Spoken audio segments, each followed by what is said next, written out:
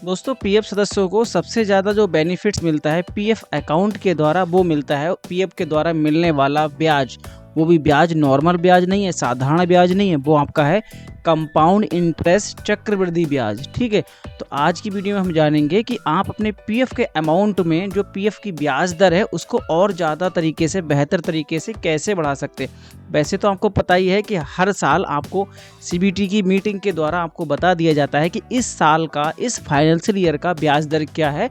तो जो पिछली साल का ब्याज दर था तो 8.25% था, इस साल का भी 8.25% ही है।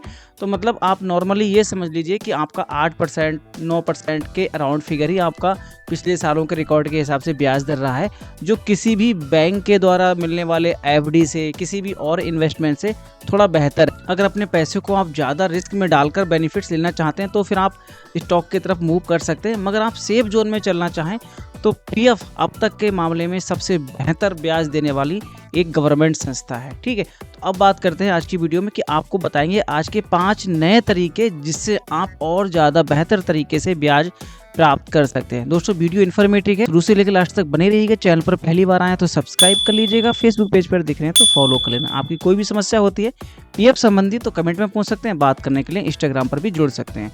तो चलिए दोस्तों बात करते हैं फिर ज़्यादा से ज़्यादा ब्याज प्राप्त करने के लिए आपको किन तरीकों को अपनाना चाहिए। दोस्तों सबसे पहले बात करते हैं कि आपको पीएफ में पैसा रखना क्यों चाहिए। देखो दोस्तों होता क्या है, आप जॉब करते हैं तो आपको कम से कम अपनी सेविंग का कुछ परसेंट तो आपको रखना ही चाहिए। क्यों रखना चाहिए? क्या आपको पता है कि कुछ पिछले साल में जो आप महंगाई दर है, जो इन्फ्लेशन रेट है वो बढ़ता है। मतलब आपकी अगर आज टाइम पे आपका 100 रुपये है तो अगले साल को उसकी कीमत 102 रुपये हो जाएगी। मतलब जो चीज़ अभी 100 रुपये की मिलती है 102 रुपये 3 रुपये हो जाएगी, और जो आपके पास 100 रुपये का नोट है वो 100 रुपये ही रहेगा, वो बढ़ के 102 और 3 रुपये नहीं हो जाना है। तो आपको उस जो आपकी महंगाई दर है उसको बीट करने के लिए, उसको पछाड़ने के लिए आपको अपने पैसे को ब्याज पर लगाएंगे तो वो आप महंगाई को कंट्रोल कर पाएंगे। मैं आपको थोड़ा डाटा दे देता हूँ। जैसे 2022 में जो महंगाई दर थी वो 6.7% थी। ठीक है, 2023 में लगभग 6.6%, 2024 में लगभग 5.5% थी, 2025 में लगभग 2.80% थी, और 2026 में जो अभी चल रही है लगभग 4% के आसपास आपकी महंगाई दर है। समझ रहे हैं ना? तो आपको अपने पैसे को भी काम पर लगाना होगा, ब्याज पर लगा पाएंगे तभी आप डेफिनेटली अपने पैसे को बचा सकते हैं। ठीक है, तो चलिए ये तो ही आपको एक इन्फॉर्मेशन कि आपको पैसा क्यों बचाना चाहिए। अब बात करते हैं कि आपको क्या तरीके अपनाने हैं जिससे आपका ब्याज दर बढ़े। यहाँ पे मैंने एक आर्टिकल डाल रखा है, इसको मैं डिटेल में आप पढ़ना चाहें तो पढ़ सकते हैं, इसका लिंक मैं डिस्क्रिप्शन में दे दूंगा। फिलहाल मैं आपको बता रहा हूँ, इस प्रकार की और भी इन्फॉर्मेशन आपको मिलती रहेगी हमारे इन आर्टिकल के द्वारा, तो डिस्क्रिप्शन में इन आर्टिकल के लिंक जरूर चेक कर लीजिएगा। ठीक है, तो दोस्तों क्या है, ईपीएफ हर साल आपके खाते में ब्याज देती है, वो भी कौन सा ब्याज? चक्रवृद्धि ब्याज, कंपाउंड इंटरेस्ट। ठीक है, तो ये आपको मैंने बता ही दिया पहले। इससे सीधा अर्थ क्या होगा कि जितना बड़ा आपका पीएफ का बैलेंस होगा उतना अधिक आपको ब्याज मिलेगा, और अगले साल उसी पर जो मिलने वाला ब्याज है वो ज्यादा बढ़ जाएगा। ठीक है, तो जितनी ज्यादा अमाउंट, जितना ज्यादा ब्याज, उतना ज्यादा कंपाउंड इंटरेस्ट। ठीक है, तो अब बात करते हैं आपके 5 तरीके। ठीक है, ये है बीपीएफ, वॉलंटरी प्रोविडेंट फंड शुरू करें। ये सबसे बेनिफिट्स तरीका है आपको ब्याज को ज्यादा बढ़ाने के लिए। तो इसको हम वीडियो के लास्ट में डिस्कस करेंगे, डिटेल में बताएंगे, क्योंकि इसको लेने के लिए क्या करना है और इसको शुरू कैसे करते हैं। ठीक है, दूसरा तरीका अपना लेते हैं, पीएफ में बार बार पैसा निकालने से बचें। दोस्तों होता है क्या है, आपको हमेशा जॉब करते समय आपको एडवांस पैसा नहीं निकालना है। क्यों नहीं निकालना? जैसे कि मान लो 2026 का जो आपका वार्षिक ब्याज था वो 8.25% है। मतलब आपका 1 लाख रुपए था ब्याज दर, आपका 1 लाख रुपए पूरे फाइनेंशियल रुका तो आपको 8,250 रुपये मिल जाएंगे। बट आपने क्या किया, कुछ महीने बाद, आपने 5 महीने बाद, 6 महीने बाद 50,000 निकाल लिया, 50,000 आपका बच गया। तो जितने समय तक आपका 1 लाख बना उसको आपको 8.25% के 12वें भाग से आपको ब्याज दिया जाएगा। बाकी जो पैसा बचा होगा आपका पूरे साल में तो आपको उसके हिसाब से ब्याज दिया जाएगा। थोड़ा मैं और क्लियर कर देता हूँ, आपको समझ में आ जाएगा। जैसे कि मान लो आपके पास में पैसा है 1 लाख रुपए। ठीक है, आपने क्या किया, 1 साल में आपके शुरू के 6 महीने में आपने पैसा रखा, और अगले जैसे ही 6 महीने स्टार्ट हुआ आपका, आपने 50,000 निकाल लिया। तो आपको क्या होगा, 8.25% के 12 से जब भाग करेंगे तो आपका पर मंथ का ब्याज बन जाएगा। मान लो एग्जाम्पल, मान लो मैं 12% ही ब्याज मान लेता हूँ। अब आप समझेंगे क्लियर। जैसे कि आपने 6 महीने तक रखा 1 लाख रुपए, तो आपका ब्याज 6 महीने का कितना हुआ, मैंने जो ब्याज दर मानी है वो 12% मानी है, तो आपके हो गए 6%। ठीक है, तो 6% में आपको 1 लाख का ब्याज कितना मिला आपको, वो हो गए 6,000 रुपये। ठीक है, 1 लाख पर 6,000 मिल गए। अब आपने 50,000 निकाल लिया आपने, तो आपका बचा कितना 50,000, ठीक है। तो 50,000 पर अगर आप 6% निकालेंगे तो आपका हो गया 6 पंजे 30, मतलब 3,000 रुपये।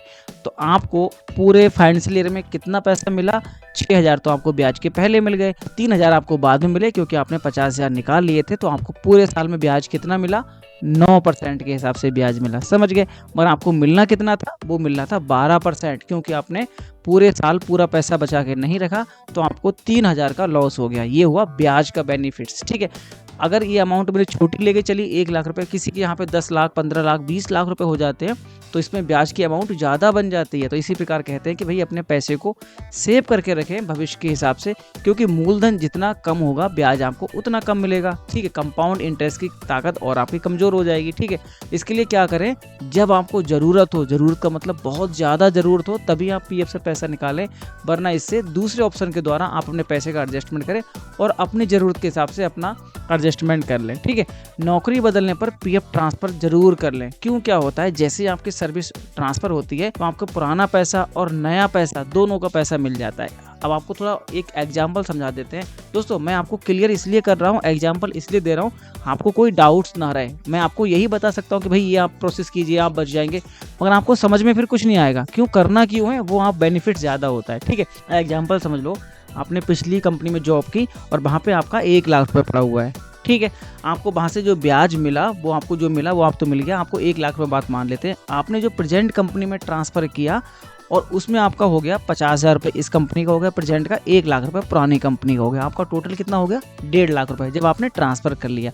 अब जब आपका ट्रांसफ़र हो गया तो अब क्या होगा, जब आपको पैसा मिलेगा कौन सा, ब्याज वाला, तो 1.5 लाख के हिसाब से मिलेगा। अगर आपकी जो इंटरेस्ट रेट 8% है तो आपको 1.5 लाख का हो गया 12,000 रुपये, तो 12,000 ब्याज के मिलेंगे। अब यही पैसा अगर आपने पुरानी मेंबर आईडी में पड़ा रहता है 1 लाख रुपये, तो उसमें ब्याज उसके हिसाब से पिछली फाइनेंशियल ईयर के हिसाब से दिया जाता, जो आपकी पिछली फाइनेंशियल ईयर निकली है उसके हिसाब से दिया जाता, और आपका जो प्रेजेंट में 50,000 पड़ा होता वो आपका प्रेजेंट टाइम के इंटरेस्ट रेट के हिसाब से दिया जाता। अगर आपने सारा पैसा एक जगह आपने ट्रांसफ़र कर लिया तो अब वो आपका करंट मेंबर आईडी में आ गया, तो उसको करंट मेंबर आईडी में आने के बाद पीएफ ऑफिस उसको लेटेस्ट करंट अमाउंट मानता है, जिसमें सारा पिछले ब्याज का पैसा, सारा एम्प्लॉय से जो भी आपका पैसा था उसको करंट वैल्यू मानकर उस पर ब्याज देता है। तो वो आपकी परसेंटेज होती है ब्याज की, वो कहीं ना कहीं आपकी बढ़ जाती है, ठीक है। तो आपको ट्रांसफ़र जरूर करना है, ठीक है। अगला तरीका है, हर महीने पीएफ योगदान जमा जरूर करवाएं। होता क्या है, वैसे तो ये नॉर्मली है, कंपनी आपकी करती है, फिर भी आपका जो कंपनी है उसको वही करो कि भाई हर महीने आप कोशिश करो आपका जो पीएफ जमा हो रहा है वो जरूर जमा हो, क्योंकि ये आपका जो लगातार आपका कंट्रीब्यूशन होता है उसी के बेस पर आपका जो ब्याज है वो आपको अच्छा मिलता है। मान लो आपने क्या किया, पूरे साल में आपने 12 महीने जॉब की है और आपकी कंपनी ने क्या किया, आगे टाइम पे योगदान करते रहे, या 2 महीने गैप कर दिया बीच में, या 1 महीने जमा नहीं किया, तो ये क्या होता है, एक साइकिल टूट जाती है, ब्रेक हो जाती है। तो आपको जो पैसा मिलने वाला होता है ना वो कहीं ना कहीं आपको कम मिलता है। जैसे कि आपने 12 महीने जॉब की तो आपको 12 महीने का पैसा मिलेगा। अब आप एचआर ने क्या किया, कुछ अपना दिमाग चला के 1 महीने 2 महीने पैसा जमा नहीं किया, आपके पूरे साल में पैसा जमा हुआ 10 महीने के बराबर, तो आपको 10 महीने के बराबर पैसा मिलेगा ब्याज का, ठीक है।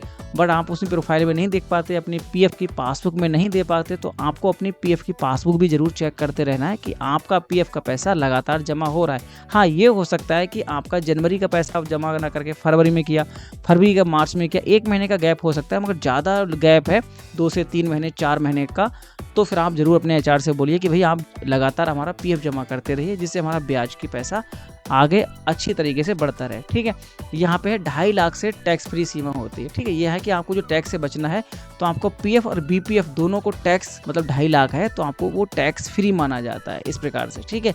तो आपका ब्याज का पैसा यहाँ पे 2.5 लाख तक होता है, उसको ब्याज दिया जाता है, उसके ऊपर आपका होता है तो उस पर आपका थोड़ा सा टैक्सेशन हो जाता है। पीएफ बैलेंस को तेज़ी से बढ़ाने के कुछ सुझाव हैं आपके लिए, मैं आपको पहला बता देता हूँ, बाकी आपको पता ही है। हर साल अपनी सैलरी की बढ़ने पर आप बीपीएफ में योगदान बढ़ाएं, ये सबसे सॉलिड पॉइंट है, सबसे बेस्ट पॉइंट है आपका पीएफ का पैसा बढ़ाने का, आपके पीएफ में ब्याज का पैसा बढ़ाने का। क्यों होता क्या है दोस्तों, देखो आपकी हर साल आपका इंक्रीजमेंट होता है, कंपनी आपको सैलरी बढ़ा के देती है। आपका अगर आज सैलरी 40,000 है तो अगले साल आपको 45,000 हो जाएगी, तो आपके खर्चे ऑटोमेटिक 45,000 हो गए, ठीक है। मगर क्या आपने उस पैसे से कुछ सेविंग की परसेंटेज बढ़ाई? नहीं बढ़ाई होगी, ठीक है।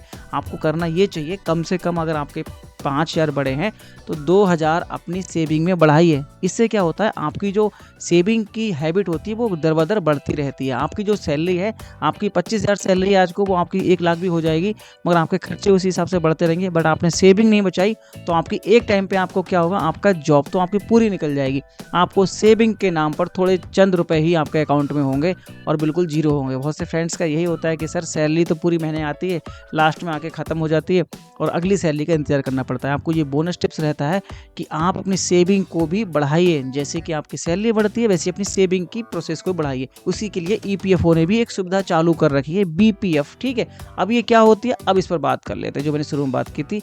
बीपीएफ होता क्या है, बीपीएफ होता है वर्चुअल पीएफ फंड। जैसे कि क्या होता है कि आप अपनी जो सैलरी है, ठीक है, उसका मतलब बेसिक सैलरी और डीए, उसका आप 100% तक जमा कर सकते हैं। आपको कितने फ्रेंड्स को यहाँ पता है कि आपकी बेसिक सैलरी और डीए का कितना % आपका एम्प्लॉय में होता है और कितना % आपका एम्प्लॉयर में होता है? कमेंट में जरूर बताइएगा, देखते हैं आपकी नॉलेज कितनी है। आपको ध्यान रखना है, कमेंट जरूर करना है सभी के लिए, ठीक है, कि आपकी बेसिक सैलरी का कितने % आपके पीएफ खाते में जमा होता है। अब बात करते हैं कि मान लो आपको आपकी 20% होता है पीएफ में जमा। एग्जाम्पल मान लेता हूँ, मुझे नहीं पता, आप मुझे कमेंट में बताइएगा। आपके देखते हैं, नॉलेज चेक करते हैं।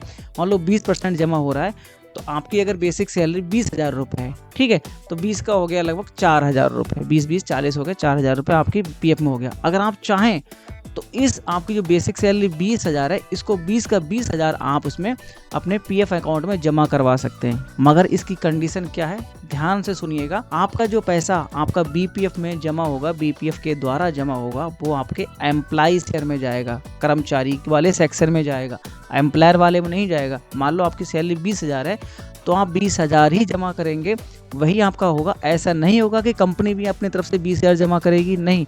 उनकी जो बेसिक सैलरी की रेंज है एम्प्लॉय शेयर में 0.67% वही जमा करेंगे।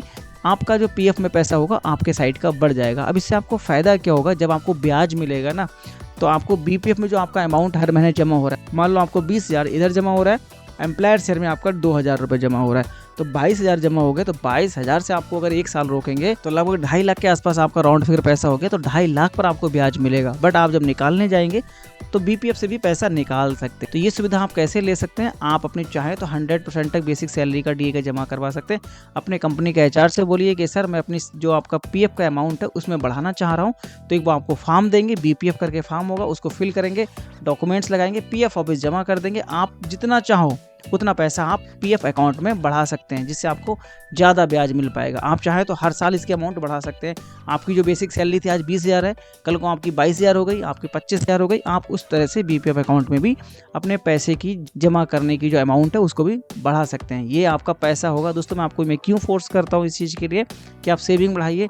आप जॉब आज कर रहे हैं, आपके खर्चे बहुत अच्छे चल रहे हैं, बहुत अच्छी लाइफ जी रहे हैं। जिस दिन आप जॉब छोड़ेंगे आपके पास सिर्फ और सिर्फ पीएफ का पैसा ही बचेगा, बाकी कोई पैसा नहीं बचता। या तो किसी का खुद का बिजनेस हो, दूसरा मैटर है, या किसी का अपना एग्रीकल्चर के हिसाब से सेविंग हो, वो अलग चीज़ है। मगर जॉब से बचने वाला जो पैसा है वो 99% लोगों को बता रहा हूँ, फ्रेंड्स को बता रहा हूँ, उनकी सैलरी का कुछ नहीं बचता। जो पैसा वो अपनी जॉब के टाइम पे सेविंग कर देते हैं, कि कहीं ना कहीं फंसा देते हैं एलआईसी में, म्यूचुअल फंड में या फिर पीएफ में, वही पैसा उनके लास्ट टाइम पे काम आता है। बाकी आपकी सैलरी से कुछ नहीं बता सकते। बाकी आपको भी पता है कि आपकी सैलरी से महीने में कितना बचता है। दोस्तों आपको वीडियो इन्फॉर्मेटिव लगी यार, तो मैंने पूरी वीडियो में नहीं बोला, आप वीडियो को लाइक कर दीजिएगा, चैनल को जरूर सब्सक्राइब कर लीजिएगा। इस प्रकार की इन्फॉर्मेशन वीडियो पाने के लिए आपकी कोई समस्या हो पीएफ संबंधित जरूर बात कर सकते हैं, इंस्टाग्राम पर जुड़ सकते हैं। और हम मिलते हैं इस प्रकार की और भी अगली इन्फॉर्मेशन वीडियो के साथ। तब तक के लिए वीडियो देखने के लिए बहुत बहुत धन्यवाद।